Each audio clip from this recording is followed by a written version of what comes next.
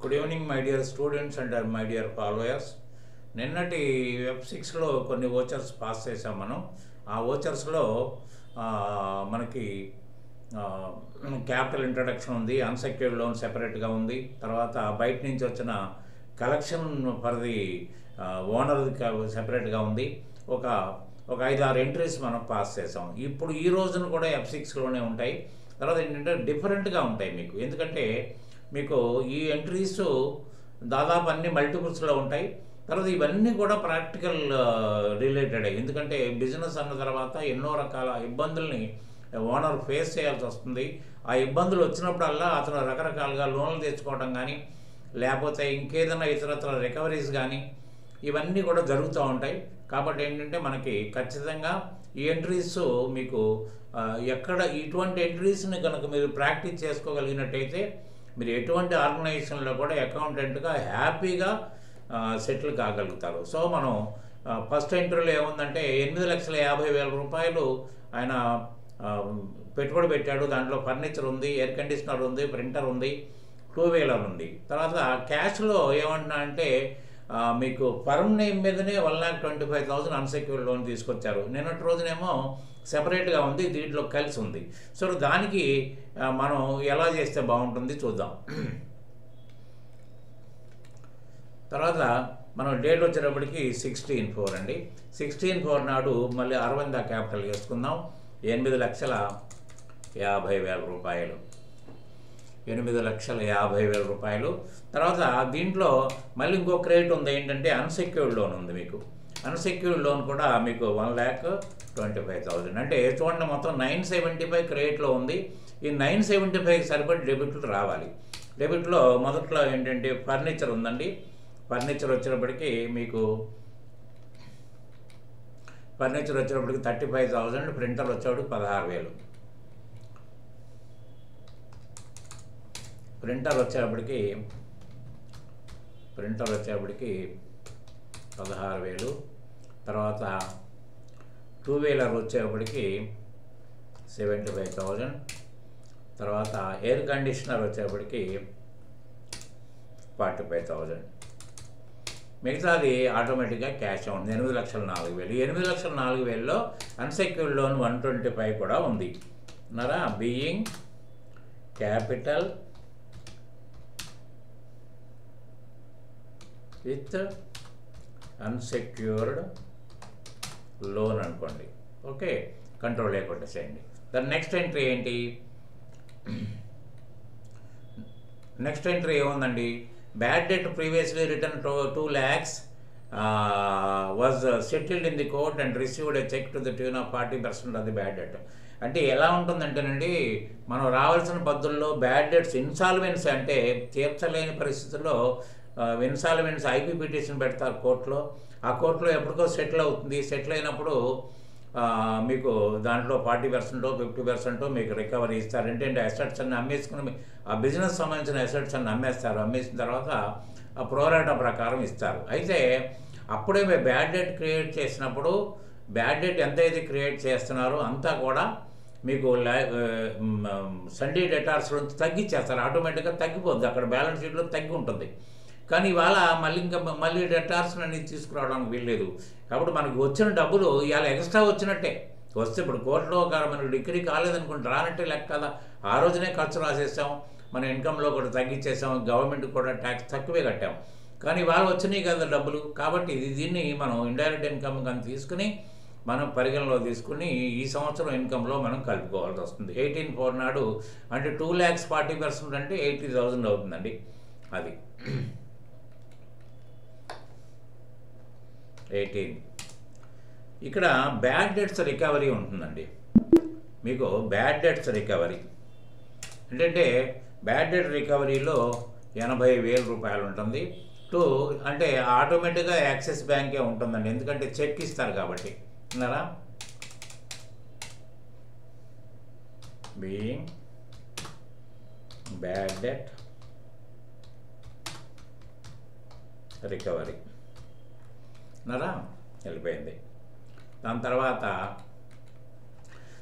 చూడండి, Shruti traders settled is due 1 lakh with 1,03,100 after adjusting return of goods 10,000 and transport charges as per FOR terms 5,000, discount allowed 3,000. ఎట్లా అంటేనండి మనకి 1,21,000 ఇవ్వాలండి, 21,100 ఇవ్వాలి. ఇప్పుడు లెక్క మనం కొడితే తెలిసిపోద్ది. అయితే ఏమవుతుందంటే అతనికి రిటర్న్ గూడ్స్ 10,000 పంపించాడు. FOR టర్మ్స్ అంటే ఫ్రీ ఆన్ రోడ్డు, మనం అమ్మినప్పుడే అతను ట్రాన్స్పోర్ట్ ఛార్జెస్ మనం ఫ్రీ ఆన్ రోడ్ అంటే ట్రాన్స్పోర్ట్ ఖర్చులు లేనట్టు లెక్క. మనకి ఇది మీకు డెబిట్ నోటు క్రెడిట్ నోట్ అప్పుడు ఇంకా క్లారిటీ ఇస్తాను. సో అది ఒక 5,000 అండి. తర్వాత డిస్కౌంట్ మనం ఒక 3,000 ఇచ్చాం. దీన్ని ఎలా పాస్ చేసుకుందామో చూద్దాం. అంటే ఎప్పుడు కూడా సెటిల్మెంట్స్ అప్పుడు కానీ లేకపోతే అసెట్ని డిస్పోజ్ అప్పుడు కానీ బుక్లో ఎంత వాల్యూ ఉంటే అంతా మీరు రాసేయాల్సి వస్తుంది. అంతేగాని ఇప్పుడు 1,03,100 ఇచ్చాడు అది వేసుకుంటే లెక్క కలవదు మీకు. ఇప్పుడు చూడండి ఎలా కల్పిస్తాను చూద్దాం. అంటే ఇప్పుడు ఎంత ఉందండి, ఇప్పుడు కొట్టంగానే శృతి ట్రేడర్స్ కొట్టంగానే అతను బాకీ ఏంటి తెలిసిపోద్ది. 25/4 నాడు శృతి కొట్టండి. సరే, శృతి కొట్టంగానే 1,21,100 ఉంది, ఇది కొట్టేయండి. అంటే చూసారు జీరో అయిపోయింది. జీరో అయిపోయిన తర్వాత ఇక్కడ మనం ఏంటంటే మనం సేల్స్ రిటర్న్ ఉందండి నరా. సేల్స్ రిటర్న్ ఎంత ఉందండి, 10,000 ఉందండి నరా. తర్వాత సేల్స్ రిటర్న్ తర్వాత ట్రాన్స్పోర్ట్ ఛార్జెస్ అండి, మనం 5,000 రూపాయలు ఆయన ట్రాన్స్పోర్ట్ చేశాడు. చూద్దాం అక్కడనే అదే transport charges 5,000, discount 3,000. Transport charges 5,000 అంటే మనకే వస్తుంది కదా అది ట్రాన్స్పోర్ట్ ఛార్జెస్. తర్వాత ఇంకేంటి డిస్కౌంట్ అలౌడ్ అండి ఒక 3,000. అంటే ఇప్పుడు ఎంత అయిందండి మీకు అంటే 18,000 పోతే 1,20,000 18,000 పోతే 1,03,100. అది మనకి క్యాష్ రూపంలోనే ఇచ్చినట్టున్నాడు. చూద్దాం త్రూ చెక్. ఓకే, అంటే క్యాష్ చెక్ ద్వారానే వచ్చింది కాబట్టి అకౌంట్ సెటిల్డ్ అని రాసేసుకోండి. ఇంకా అతనికి మనకి ఏ విధమైన లావాదేవీలు లేవు నెక్స్ట్ ఏదైనా మన దగ్గర నుంచి కొంటే తప్ప. నెక్స్ట్ తర్వాత ఏ receipt of 25,000 with interest 6,000 from owner's friend Krishnarao which is due to owner taken to meet emergencies. ఇప్పుడు అర్జెంటుగా డబ్బులు కావాల్సి వస్తే ఆయన దగ్గరికి వెళ్ళి తెచ్చుకోండి, నేను చెప్పాను మనకు వడ్డీతో పాటు వస్తుంది తెచ్చుకోమంటాడు. కానీ మనకు వచ్చింది ఎంతండి, 25,000 రూపాయలు అసలు, 6,000 రూపాయలు అంటే 31,000 కృష్ణారావు గారు ఇస్తాడు. కానీ ఎవరి తరపున ఇచ్చాడు, ఓనర్ గారి తరపున ఇచ్చాడు. కాబట్టి మీకు అరవింద్కి సంబంధం ఉంటుంది కాబట్టి అరవింద క్యాపిటల్ని మీరు అడిషనల్ క్యాపిటల్గా వేసుకోవాల్సి వస్తుంది. 27/4 నాడు 27/4 నాడు అరవింద క్యాపిటల్ నరా 31,000. 31,000కి మనం ఇక్కడ మనకి ఇంట్రెస్ట్ అనేది ఆయనకి సంబంధం కాబట్టి మనకేం సంబంధం లేదు. కాబట్టి మనం దాన్ని ఏ విధంగా కూడా మనం ఇంట్రెస్ట్ అనేది వేసుకోవడానికి వీల్లేదు. Additional capital.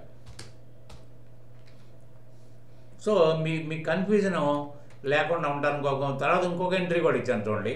A receipt of 31,500 inclusive of interest 6,500 from Krishnarao through cash 6,500 and balance through cheque. చూడండి ఇది యాక్చువల్గా కృష్ణారావు మనకు బాకీ, అదేమో కృష్ణారావు ఓనర్ గారికి బాకీ కాబట్టి క్యాపిటల్ వేసుకున్నాం. ఇక్కడ మనకి కృష్ణారావు మనకు బాకీ ఉన్నప్పుడు ఏం చేయాలి, ఈ ఇంట్రెస్ట్ మనకి చెందుతుంది కాబట్టి ఏం చేయాలి, ఆ 6,500 ఏమో క్యాష్ వచ్చింది, మిగతాదేమో చెక్ ద్వారా వచ్చింది. ఇప్పుడు కృష్ణారావు మనకి అసలు ఎంత అండి బాకీ, ఇంక్లూజివ్ అంటే 25,000 ఇక్కడ చూద్దాం అకండి. ఇక్కడ కృష్ణారావు 25,000 తర్వాత మళ్ళీ ఇంట్రెస్ట్ కూడా, ఇంట్రెస్ట్ ఆన్ లోను ఎంత 6,500. దీన్ని ఏ విధంగా ఇచ్చాడండి, మీకు క్యాష్ రూపంలోనేమో 6,500 ఇచ్చాడు, మిగతాది యాక్సిస్ బ్యాంక్ 25,000 రూపాయలు. బీయింగ్ సెటిల్డ్ అని రాసుకోండి ఇక్కడ కూడా. అంటే ఈ విధంగా మీరు ఈ 6 ఎంట్రీలు కూడా ఆ విధంగా పాస్ అయ్యాను. అంటే లాస్ట్ నిన్నటి ఎంట్రీస్కి ఈ ఎంట్రీస్కి డిఫరెన్స్ ఉన్నాయి. రేపటి నెక్స్ట్ వీడియోలో ఎంట్రీస్ ఇంకొంచెం డిఫరెన్స్ ఉంటాయి. అంటే ఫైనాన్స్ తీసుకోవడం, ఫైనాన్స్లో ప్రాసెసింగ్ ఛార్జెస్ కట్ చేసుకోవడం అవన్నీ ఉంటాయి. కాబట్టి ఖచ్చితంగా మీరు ఫాలో అయితే మీకు ఖచ్చితమైన నాలెడ్జ్ గ్యారంటీగా వస్తుంది.